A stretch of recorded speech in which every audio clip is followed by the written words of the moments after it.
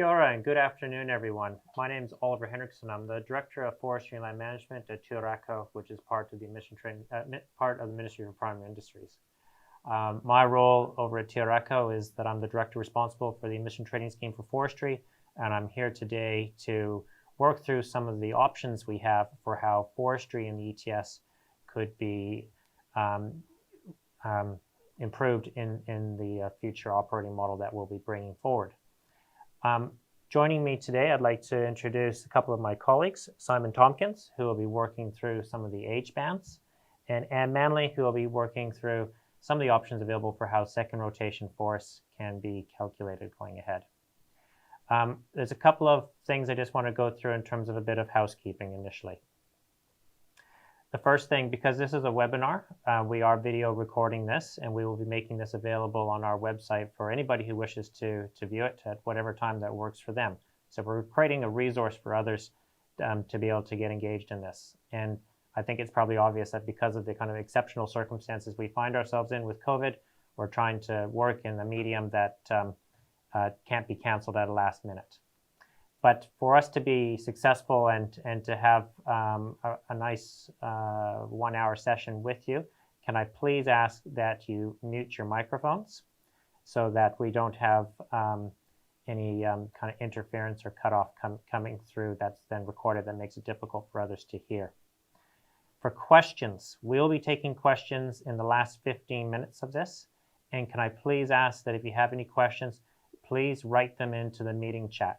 So in about 10 minutes from now, I'll have the laptop closer to me, and I'll be looking through all those questions, and we'll do a moderation session at the end. The other aspect is, you might say, well, 15 minutes isn't long enough. I totally agree. We'll be taking all the questions that have been presented, and we will be creating a frequently asked questions that we can then put back out to everyone who's interested in here, and we'll be then having more direct discussions with people. Today, we're kind of at a macro high level in terms of trying to provide something for everyone that's available right now. Also, at the very end of our presentation, the last slide will provide details on how to make a submission.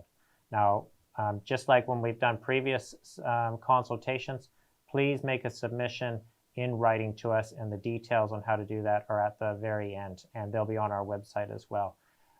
If you, and we really hope that you have questions and we can have a conversation at points today. It's excellent that you've been able to raise questions, but we can't actually take those as written submissions. We are required that for us to formally receive submissions, they are done through the submission process. So I'm going to spend a little bit of time just kind of getting to where we're at and what we're going to cover and what this presentation is about and what it's not. So I'll take us through purpose and background.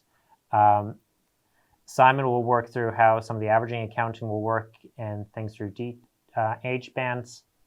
And as I mentioned before, we'll work through the second rotation, and then we'll get into a little bit more detail on bands, and then we'll have some Q&A. All right. So this consultation is really flowing on from the legislation that was passed by the government last year, which introduced averaging accounting for new forests. We had a consultation on the regulations about this time last year, and regulations are really kind of the detail rules that participants and us who have to administer the ETS will work by. A lot of the options that we have to discuss with you, you'll see there are probably inherent trade-offs between simplicity and through complexity. And while complexity may have more units that can be earned, it also comes with potential for inadvertent non-compliance, and just it can be hard. So for some participants, and I'm always really aware that we have participants ranging from small farm foresters up to multinational forestry companies with tens of thousands of hectares. So we're really keen for feedback from each part of the sector around this and looking for an option that will work.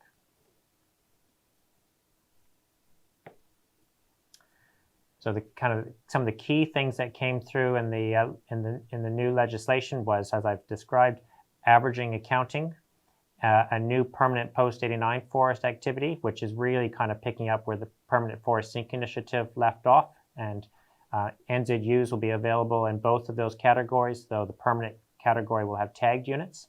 And we also introduced some new policies about temporary adverse events, which are available to all ETS participants, not just new forests, and spatial offsetting rules for if we need to relocate forests and trying to maintain the carbon accounts for land use flexibility. All right. So the top line talks about where we are at, how the legislation is currently worked through and it's taking effect. All of this is leading to a kind of final implementation date of 1 January 2023. And if you look on the bottom line, the green circles, that looks through as to where we are at in the process of developing the regulations, kind of the detailed settings of how these things will work. Right now we're in early 2021. This is the consultation on those final policy decisions. By mid this year, we'll be looking to go to Cabinet for those final policy decisions to be made, and then we move into further drafting and testing and the regulations then being made into law by October so that they can be in effect 3 months later in January 2023. So why is averaging important? It lines up with how we currently do our accounting internationally. It'll help us meet our climate change targets because averaging has inherent benefits of being able to provide for more safe carbon units for foresters to be able to trade freely, and it will encourage afforestation. It's also inherently how averages work. It is simpler compared to stock change accounting. So who will be able to use the averaging accounting? If you registered into the ETS before 1 January 2019, you remain on the stock change accounting approach. If registration is between 1 January 2019 and the 31st of December 2022, you have an option of going into stock change or averaging. But from 1 January 2023 and onwards, averaging accounting is mandatory for all new forests. And I'd also just like to make clear a couple of things about this consultation is about the rules that will be available for new forests. The decision, and I think many participants who are listening may be interested about whether averaging will be applied to the existing post-89 estate. Cabinet is still yet to make a decision on that, and we understand that is in their program of work for late this year. I'd also just like to make clear this is while the Climate Change Commission is doing its consultation right now on how New Zealand can meet its emission targets and the creation of emission budgets. This consultation is not in response to the Climate Change Commission work. It will, however, over time, dovetail into what will become the government's emission reduction plan when it takes receipt of the Climate Change Commission's report. And that ERP, as we are calling it, the emission reduction plan, is the government's response on how we're going to get to those targets across the entire economy, not of which forestry is just one part. All right. Well, thank you for bearing with me for now. I'll be going and viewing the questions and the meeting chat, and I'm going to hand off to Simon, who is going to work through on some of the more detailed work on how averaging accounting. Cool. Thank you, Oliver. This part of the presentation will just run through how averaging accounting is going to work and what the rules are. And after that, we'll talk about some of the different options for averaging accounting. So at its core, averaging accounting is concerned with the long-term average carbon stock of a forest. So if you imagine a forest in New Zealand, like the one on the top right-hand side of the slide there, they're planted exotic forests, and then they'll usually be grown if it's a pine forest for around 28 years, and then they'll be harvested and replanted and grow again. And the carbon stock in this forest increases as the forest grows, but then a lot of the carbon is emitted at harvest, and then it starts growing again after the forest has been replanted.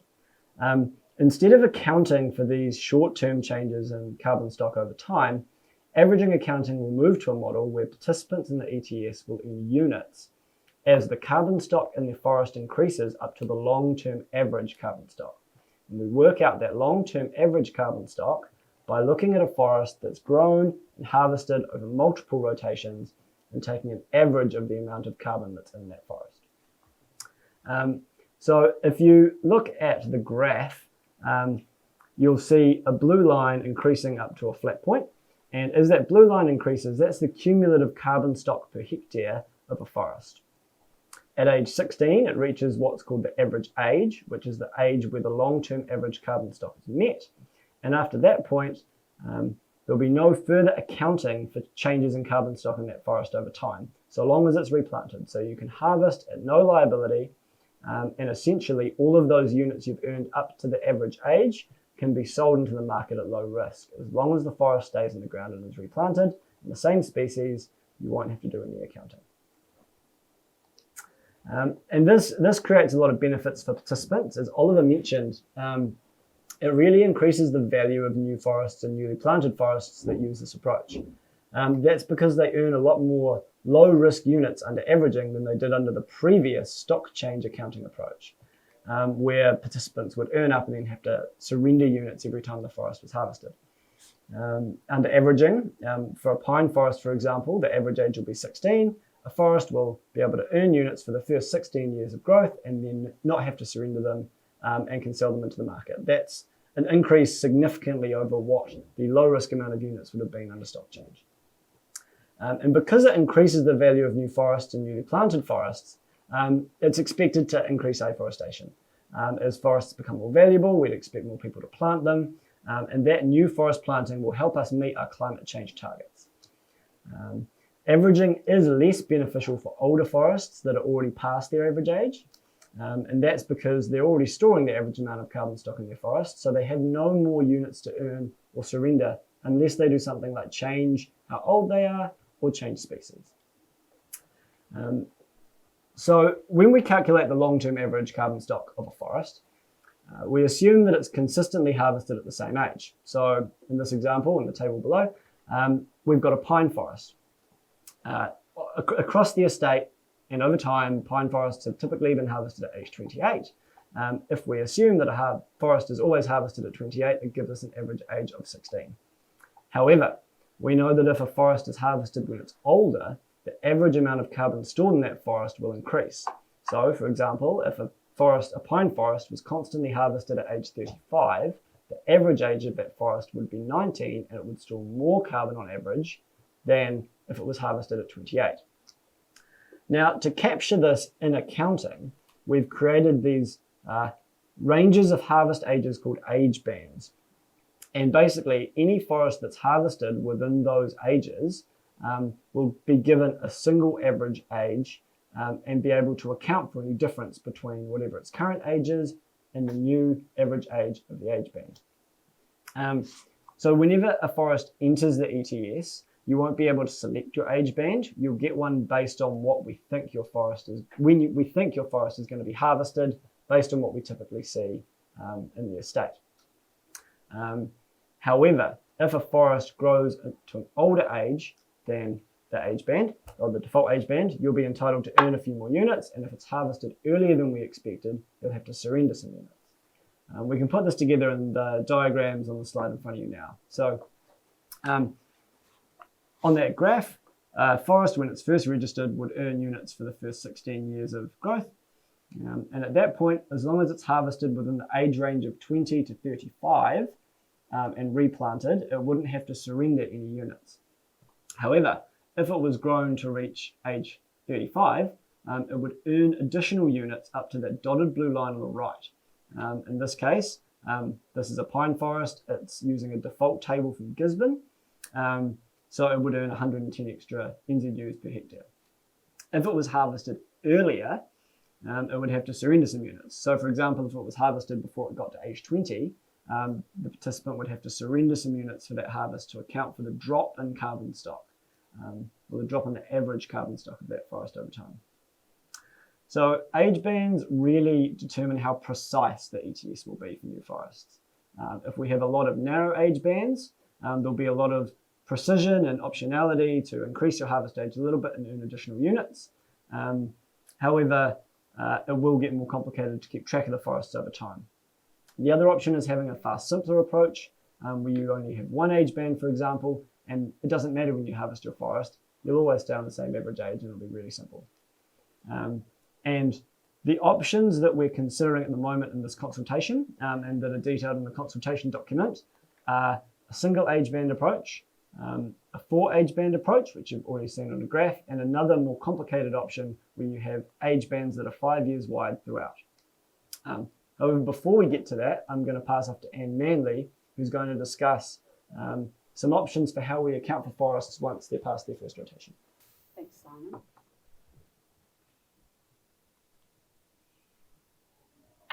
Well, in addition to age bands, the other significant topic that we'd like your feedback on during this consultation is whether changes in carbon stock in second and subsequent rotations should be accounted for. The current proposed approach would have ETS participants accounting for changes in carbon stock in the second and each subsequent rotation. A second alternative approach, which you'll find in the discussion document, proposes accounting for changes in carbon stock in later rotations only if the land is deforested or a participant leaves the ETS. That's effectively the way we treat P90 forests now. Under the first option, that's the detailed reporting on second and subsequent rotations, participants will need to account for changes in carbon stock if a forest is harvested in a different age band than in the previous rotation. For example, a forest that is harvested at 28 years, replanted, grows to age 35 when it moves up an age band, and is then harvested at, say, 36, may earn units. However, the next rotation would also need to be harvested at the higher age band. Otherwise, the participant would need to surrender units. Changes in carbon stock would also need to be accounted for if the forest type is changed between rotations. For example, if the first rotation is radiata pine and the second rotation is indigenous, the participant would need to surrender units down to the average carbon stock of the indigenous forest type. Finally, changes in carbon stock would need to be accounted for if the forest is deforested or removed from the ETS.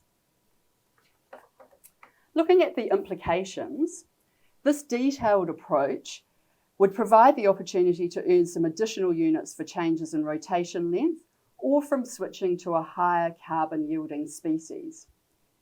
It would incentivise participants to manage their forests in the same way as their previous rotation. If a participant extends harvest age on the first rotation from age 28 to 30 or even 35, they will be incentivised to maintain that extension on a second rotation, so they don't need to surrender units, and keep the additional carbon storage locked in. On the other hand, this detailed approach to accounting in second rotations will reduce flexibility in future forest management, with the potential to be limited or locked into a particular species or rotation length over time. Participants could potentially be penalised for changing species to indigenous. As you know, forestry has long horizons between decisions and consequences. There would be challenges keeping information current over 30 years, particularly when the land can be bought and sold, potentially multiple times during that period. And compared to the simple option, this approach is more complex. Having to restart accounting at 28 to 30 year time periods for many forests would increase the chances of non-compliance. Under the second simpler option, participants would only have to account for a change in carbon stock if they deforested the land or left the ETS. In this instance, a second rotation forest would not earn any units for changing forest type or increasing the harvest age, but neither would it need to surrender units. Under this simpler option, it would be more straightforward to manage forests in future. As long as there are trees in the ground, there would be no requirement to account for changes in carbon stock, and there would be more flexibility to respond to changing market and operational conditions in future.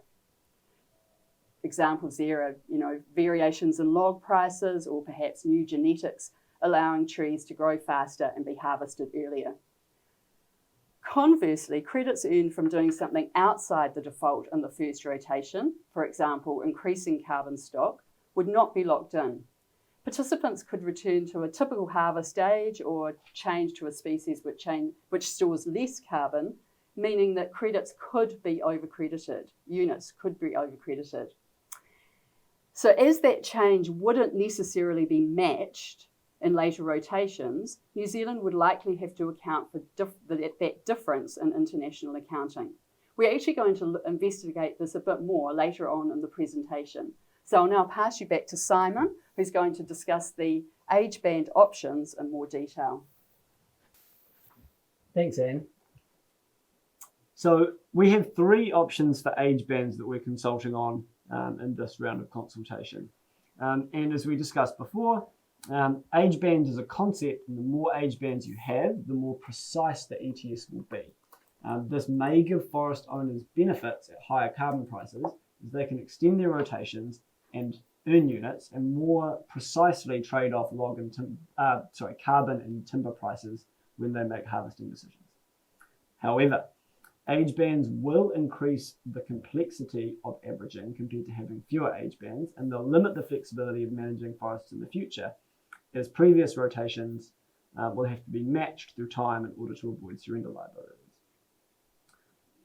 Precise rules will make it harder to comply, and a lot more information around a forest will have to be kept and maintained over time and when you purchase and sell land. So generally, as we work through these, we'd like you to think around how some of those trade-offs around simplicity versus precision should be managed, and whether you'd like to see the scheme become or continue to be quite precise and complex, or simpler and more flexible.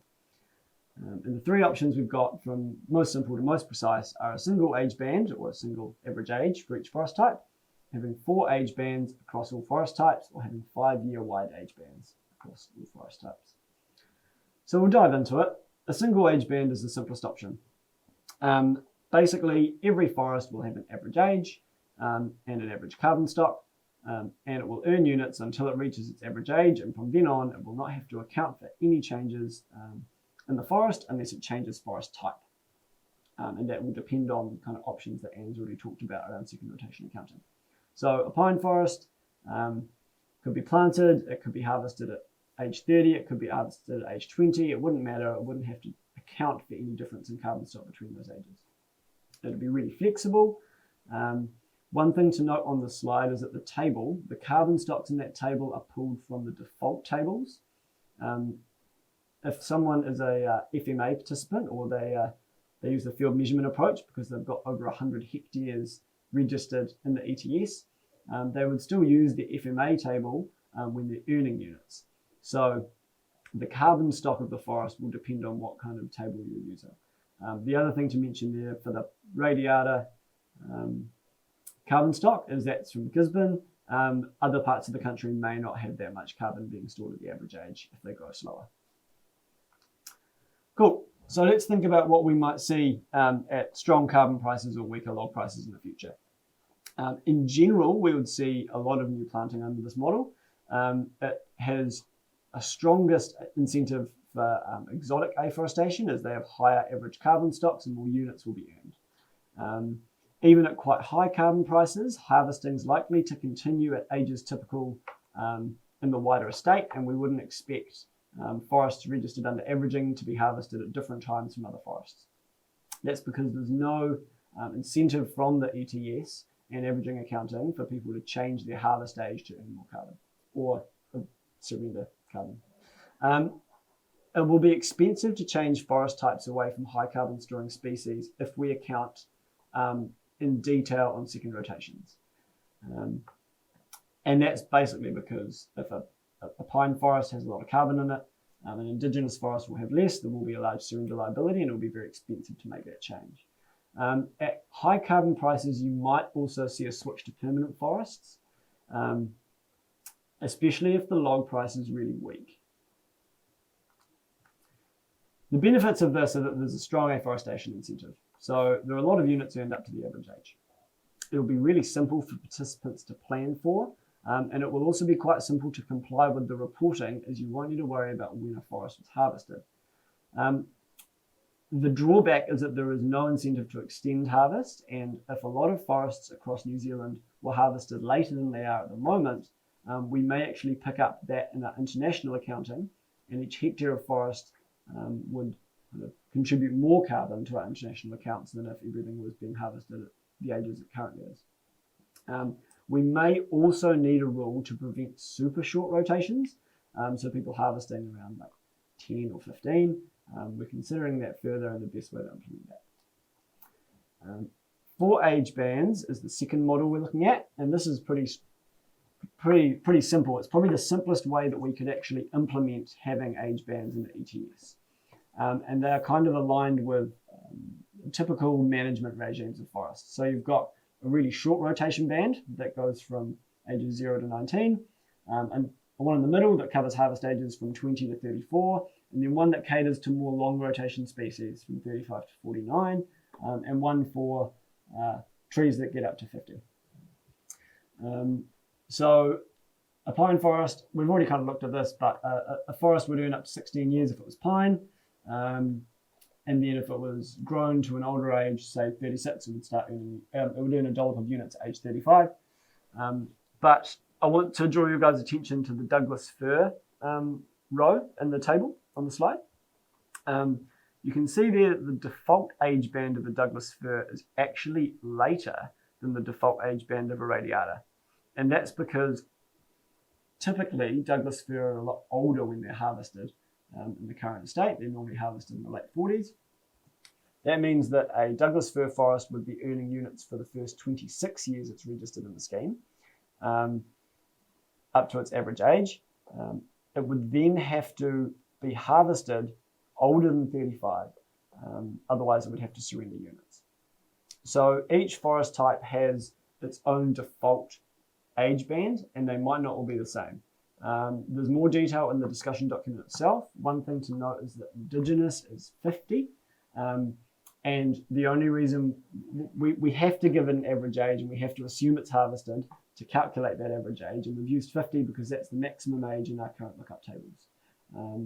As these get updated over time, I'm sure we'd reconsider whether that's an appropriate harvest age, as kind of it's a bit weird to wrap your head around with Indigenous and averaging anyway, as most of it might go into the permanent category, but that's how it'll currently be accounted for.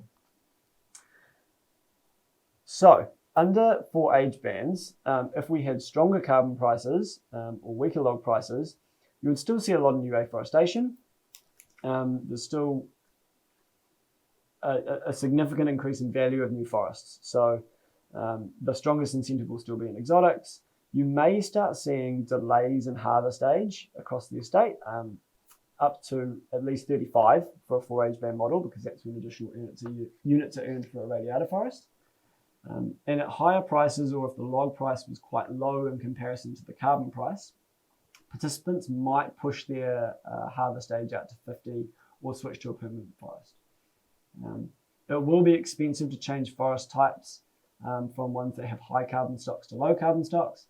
And it will also be quite expensive to harvest a second rotation forest in an earlier age band than it was on its first rotation. So Anne's example of a forest that was harvested at 35 on its first rotation, it would be unlikely to see that return to being harvested at age 28 on a second rotation if we have detailed accounting through time. Because there are age bands, we'll also likely see higher rates of non-compliance as the scheme gets a bit more complicated compared to a single age band approach, and buying and selling land will also become more tricky as more forest owners might manage their forest outside a typical age range, and more information will have to be captured about that forest through time as a result. So the key benefits of this are the strong afforestation incentive. Particularly from a climate change perspective, we see a lot more forests going into the ground. It's also the simplest way to have age bands, we think. Having wide age bands means that it's unlikely for people to be accidentally switching between age bands, whether they can't get a harvesting crew in time, or for whatever other reason. Kind of the shifts in management we would have to see to move age bands would probably be quite deliberate. However, there are some drawbacks. A lot more ongoing monitoring will be needed compared to a single average age approach. And one thing to mention is that we kind of look at these graphs and think about forests as kind of single blocks, but really that's 1 hectare of forest, and you can have 10s or 15s of these graphs going on at once as you have different forest types and different harvest ages, different planting years. It all gets quite complicated to track over time. Like we mentioned earlier, forest type and harvest age will have to be matched in subsequent rotations, but the trick here will be that these will be a long time apart, and it will really have some, first rotations may have quite a significant impact on second rotation behaviour, but the prevailing conditions at that second rotation might be quite different from what they were in a first rotation. Accounting rules will need to be more complicated to account for how age band shifts work. We will probably also potentially need a rule for super short rotations. We consulted on some options for that in the paper last year.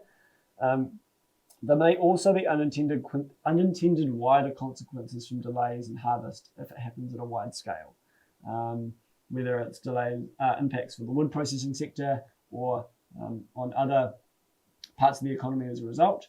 We're kind of interested in hearing what some of those consequences might be. 5-year age bands are quite, the concepts work the same as for 4 different age bands, but you have one every 5 years. This is the best way to implement a complicated and quite precise age band model. That's because 5 years in the ETS, you have every 5 years you have a mandatory reporting period. So everyone has to report what's happened in their forest at that point in time. And this means that if someone left their forest after the default harvest age, every mandatory emissions return period, they'd earn a few more units for that forest if they didn't harvest it.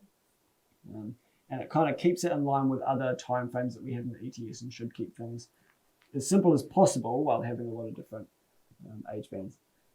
The other thing to mention here, again, looking at that Douglas fir row in the table on the slide, the default age band will always be the one where we assume where the assumed harvest age will be. So in this situation, it's the highest one. If you harvested your forest before 45, you'd have to surrender, and each forest type has its own default age band. Those are in the discussion document at page 20, if you want to refer to that. Overall, the outcomes we might see will be quite similar to a 4 age band model. The one thing I do want to draw attention to, though, is the final bullet point on this slide, and that is that it will become even more difficult to track your forest, and you'll need more precise information over time than you would under a 4 age band model. That's just because there are more age bands. So as you have more options, it'll always be more complicated and there'll be more things to keep track of as we go. The pros and cons of this are also fairly similar to a 4 age band model. Strong afforestation incentive. The key difference is that it allows a really precise trade-off of carbon and timber price for forest owners, which may allow them to kind of maximize their returns, particularly on that first rotation. The flip side of that is that on a second rotation, what was optimal on your first rotation may now not be optimal, but there would be quite a large cost in order to move out of a higher harvest age, for example. There are also some further drawbacks from this model that come out of having so many age bands. So a lot of forest will be shifting out of what the default age band is. That will be more complicated over time, and also it's probably easier to accidentally shift between age bands compared to a 4 age band approach.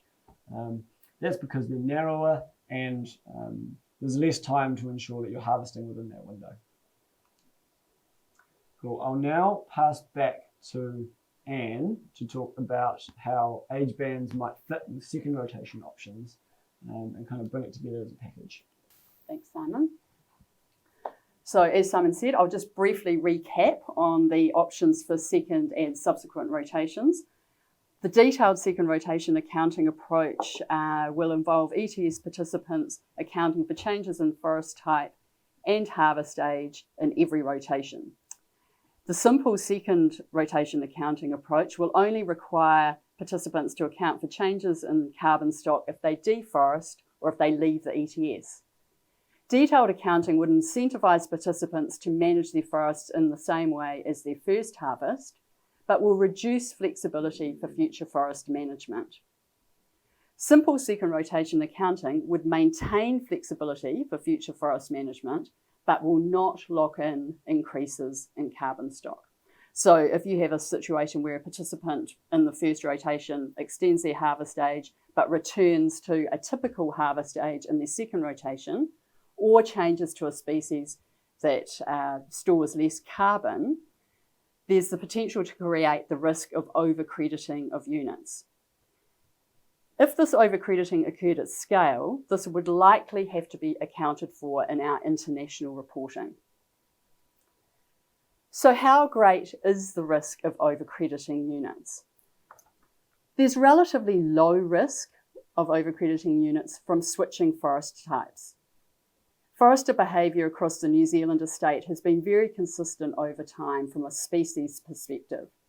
People usually replant the same forest type they had on the first rotation. However, changes in harvesting ages are likely to pose a greater threat, or risk rather. A simple approach can be implemented at low risk if people are likely to keep harvesting around default harvest ages.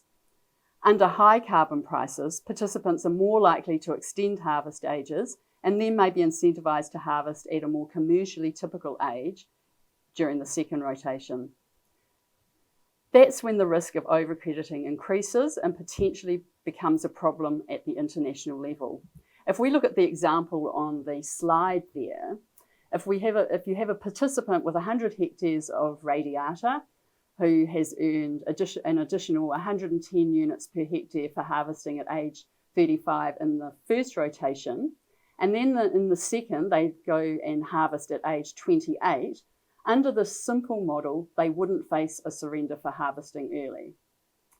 As I said, if this activity occurred at scale, it would be picked up in our international accounting, and New Zealand would have to account for the difference between the first rotation and the second.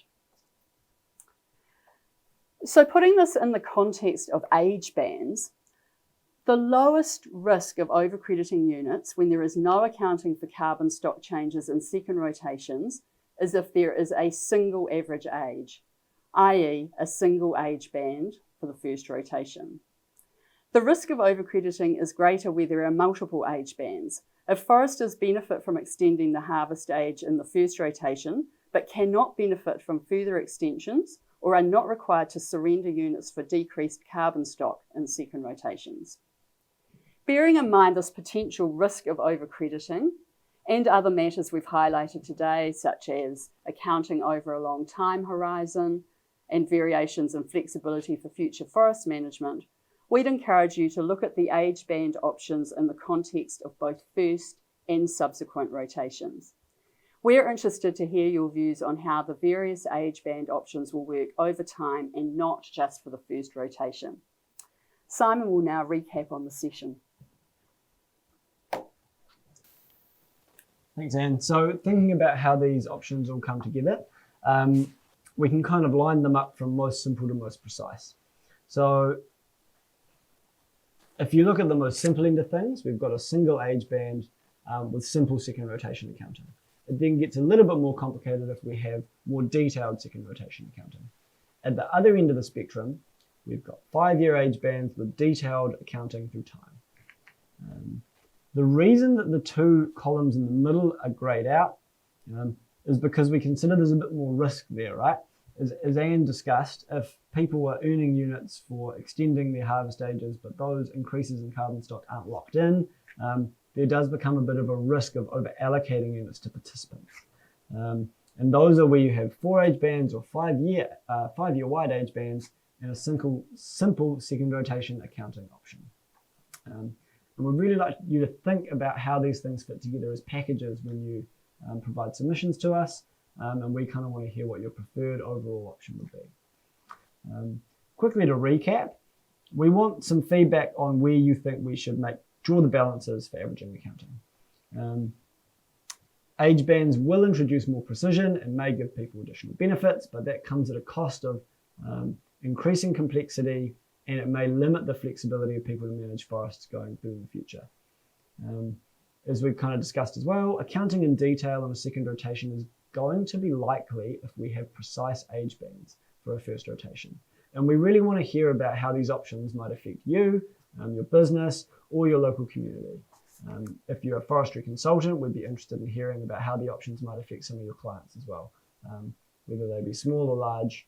We're just interested in getting a good round set of feedback. The key questions in the consultation document that we'd really like you to answer would be, how would each of the different age band options impact you? Which of the proposed age band frameworks are your favorite? Which one do you prefer? Why do you prefer it? And are there any little tweaks you'd like to see to it? Maybe you really don't like where one of the age band, maybe you love a 4 age band approach, but really don't like where one of the thresholds between age bands is set. Let us know if you'd like to see any small changes and why. The outcomes of, one of the things we've talked about is that the outcomes of the age bands really depend on timber and carbon prices and over time and in the future, both of which can be quite hard to predict. We want to know how you think we should take into account of that uncertainty when determining what the final framework should be. We're also interested in whether there are wider impacts you'd like us to consider.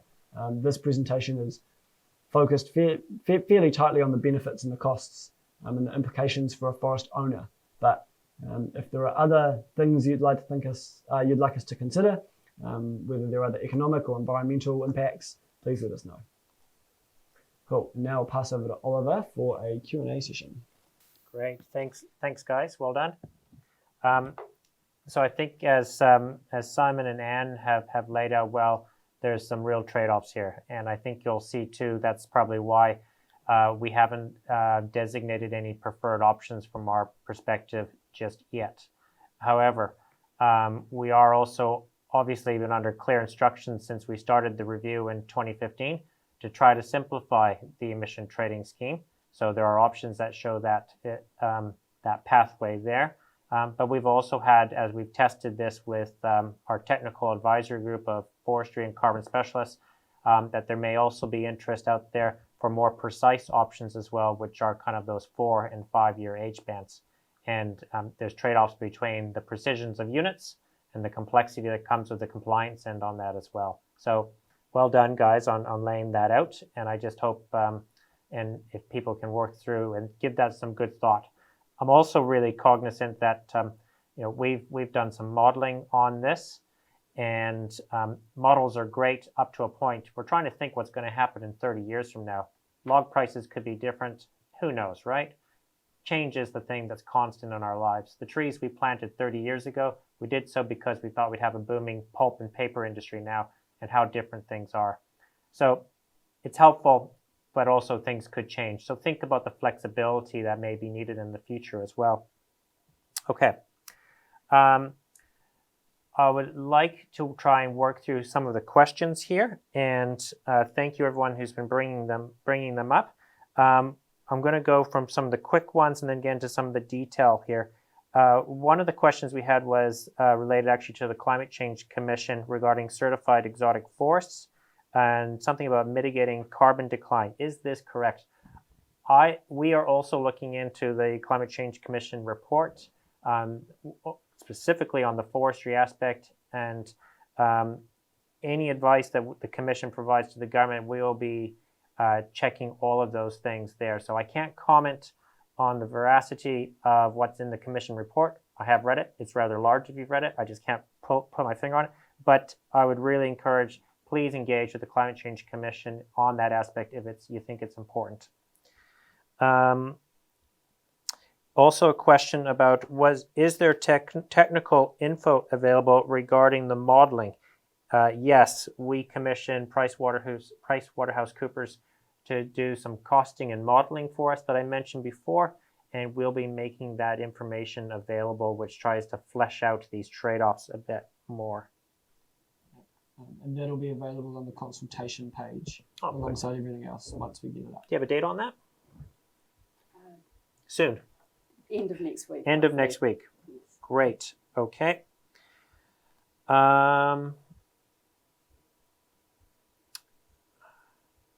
So one question we had was clarifying averaging applies to new forest. Do you mean new forests that are planted on bare land only?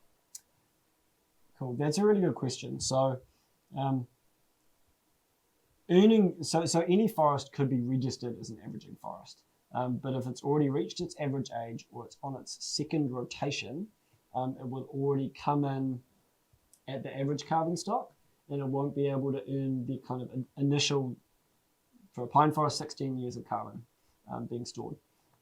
So a new forest, when we talk about new in this situation, we do really mean newly planted forest on on land that hasn't been forest previously. There is a technical stand down period that will apply when you're defining what a first rotation or new forest is. Basically, it will have to have not been forest in 2021, I think. I have to double check. And then from there, if someone's already a participant in the scheme or they've already got a forest, they'll have to deforest for 15 years before they can register again as a first rotation forest. And that's to stop people just technically deforesting by converting their land use for a couple of years and then coming back in as a brand new forest for the purposes of accounting and earning units. Great. Next one, we had a question about the default age. Why was the default age reduced from 17 to 16 years? So we still haven't got the final age. This is the age that we're using, and the method that we're using to calculate it is actually being consulted on in the document as well. The reason it comes out, the way we've calculated it and it's come out at 16 is looking at basically taking an FMA table, a table that represents the majority of the forest registered in the ETS, and then assuming that the forest is replanted 1 year after it's harvested. That comes out with an average age of 16. Thank you. How are existing participants treated with greenfields and they are adding carbon accounting areas? So if you add a carbon accounting area after 2019, that would be eligible to move to averaging accounting. So one participant can have some existing forest and stock change accounting and some new forest and averaging accounting. One thing to mention is that if you add it into an existing CAA, it might not be able to transition to averaging. It'll have to be a complete new CAA that's eligible for averaging for it to be able to transition. And I think that also connects into the decision that government ultimately needs to make at the end of the year about whether averaging will be available to all the P89 estate. Okay, I think we covered that. Will the regional lookup table values still be utilized? Good question. Yes, they will for radiata. So they're the only ones with regional tables. They will still apply as per usual. Yep. When calculating the change in the averages, will it be the difference between the average of the age bands? Yeah, so yeah, it will be. So you'll be earning, so take, for example, sorry, I keep using pine forests, but they're the most common forests.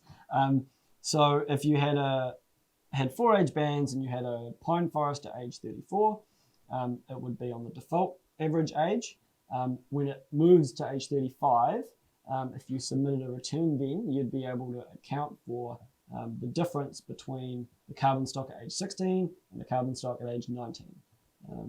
So it'll be using a similar method to calculate carbon stock change as we do at the moment. The age will just increase. And that timing will be, all the units will be earned when the forest actually gets to the higher age band. And it'll be in one dollop. It won't be kind of spread out as you move through that age band. Okay. Got a question for Anne. Are there any reasons against having a detailed second rotation accounting only if a significant change in average carbon stock has occurred?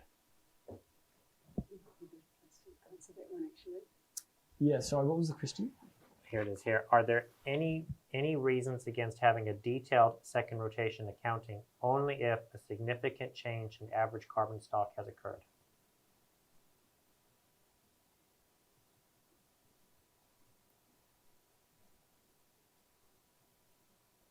Do you want to give that some thought, Yeah, and maybe for the FAQ? Yeah. And Yes. we'll We'll get come back back to to you on on that. that one. well done, Andrew. You stumped the team.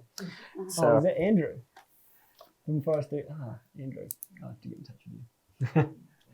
There are no prizes for stumping the team, though, if anyone's trying to think of that. Will there be any roadshows done to discuss the options presented, similar to the ones done across the country previously? No, not right now. We do have some hui coming up, but just with the uncertainty we have with travel, we are trying to work through more of these sorts of mediums that are more flexible. But what I would say is this is really the start of the consultation discussion. We really want to reach out and hear from everyone, so we're going to do our best to connect and please get in touch, and over the phone and that sort of stuff. And Microsoft Teams meetings and stuff. We want to do our best to be able to connect with everyone. Okay. Why can't I choose my own harvest age? Cool. So, the reason that we have default age bands and default harvest ages is because if we gave everyone the option to choose their own one when they entered, for starters, compliance would become extremely difficult. It would be very difficult to track it over time, but particularly over land sales as well. There's also a risk that it creates if you have a leasing arrangement over the carbon on the land, that you might get paid some money, someone else will get the units, but then your harvest age is really tightly controlled, and people may not really manage their forests in a way that avoids the surrender liabilities. It also is actually over-crediting the forests in comparison to what we're getting for them internationally. So internationally, we wouldn't realize any additionality unless a forest was actually harvested at an older age. So giving it additional units when it's age, 16 to 20, is basically just giving units away that aren't backed yet by carbon storage that we can claim in the international accounts. Okay, we've got a question here which is about option 2. I was wondering, is it possible for us to put that slide up? I'm not sure, or maybe we can reference it in the Q&A. Challenging is what the team tells me, so we're not going to break it. But we will, when we do the FAQ, though, we'll make sure that this question is put to that slide so you can visualize it as well. Yeah. But I do want to ask the question. So under option 2, will all additional units be allocated in a lump sum once the next band is reached? Example, plus 3 years at age 35 for Pinus radiata. That's a great question because we don't really need a graph. The answer is yes. Oh. Yeah. They'll be awarded at age 35. Okay. Whenever you file a return, once that change has happened, you'd earn the units. Great. We've got a question here on, can you confirm how we put in a submission? So submissions are due on Friday the 9th of April. If you go onto our website, you'll see the consultation page. This is from, we'll send this out to everybody who's attended, so it's really clear. And there's the questions are in the consultation document, and there's an email address that you can send your submissions to us, please. Yeah. If in doubt, just send us an email. Okay. I do know we've had a question too about afforestation grant applicants and whether. So this is probably going back a few years, and they're coming up now to their ability to register if they wish. Would they, because those forests would have been planted a while ago, obviously, will they come in under the new averaging system when they register? They could do. So if they'll be treated like any other forestry registration. Right. So it depends when they're put into the scheme, but at the moment they would be eligible for averaging accounting. Yeah. There's no specific restriction because they're grant funded. And can we send out the presentation document? Yes, there's no problem with that at all. I hope it's been helpful, and absolutely we can do that. I've got another couple of questions. Hang on, I can only get half the question when it first comes up. We've got about 5 minutes, so I think this will be coming to close. Hang on. where is it? If you planted some carbon accounting areas and registered your forest under stock change, and then plant and register others after 1 January 2023, will you end up with a mixed forest between stock change and averaging, or will the forest move to the default type? No, so you would end up with a mixed forest. Yeah. I guess that comes back into play about the decision cabinet ultimately needs to make about extending averaging to the estate. Okay. Yeah. One thing to clarify that though is that you'll never have a mixed CAA. So you'll always have to have them in separate CAAs for accounting purposes. But yeah, as a participant, you'd have a mix. Okay. I just want to acknowledge we had a fairly detailed question. I can't scroll down, but I will be able to get it. But it was around under a 5-year age band, is accounting at a carbon accounting area or at the sub area level? I'd like to actually get that. It was quite detailed because it gave a good example. I think that's one we're going to have to probably put into the FAQ and get that up. I just wanted to acknowledge that that question had been asked. Sure. We've got about 4 minutes left. Are there any final questions to come through here?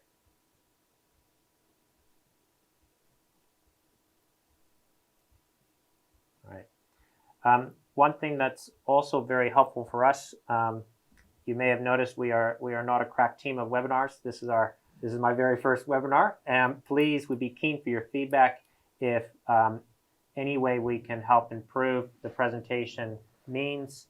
And if you're looking for more information, or if something didn't work for you, look, don't be a stranger, get in touch. And we'd love some feedback, because, you know, how this year goes, we may have to do more stuff like that, and we may apply this into more kind of TIORACO and MPI's consultations going forward. So it is helpful to get the feedback to see if what works and what doesn't. All right, well, we've got some questions coming in here. When will you be able to confirm the default age, 16 or 17 years? It'll be part of the policy decisions we'll be making in the middle of the year. At middle of the year, that will be a cabinet decision on the policy, right? Will we be able to make changes to the mapping of carbon accounting areas in the future? So you will be able to reconfigure CAAs. The new process for that, I think, goes live in 1 January 2023. Great. Okay, we've only got a couple minutes, so I think we're going to move to close. I would just like to really thank the team and thank everybody who's participated and the patients. I know that was a lot of information, but that it is recorded, and we'll get this information out. Quick question came in: where can we get the consultation document? We'll send an email to anyone who's applied as part of this to make sure you got all the information you need. If you haven't, please contact the team directly. And we will get the webinar and the Q&A up shortly. Probably give us a bit of time, and but obviously in a meaningful way, so that it's useful for if anyone wants to cross-reference to this. All right.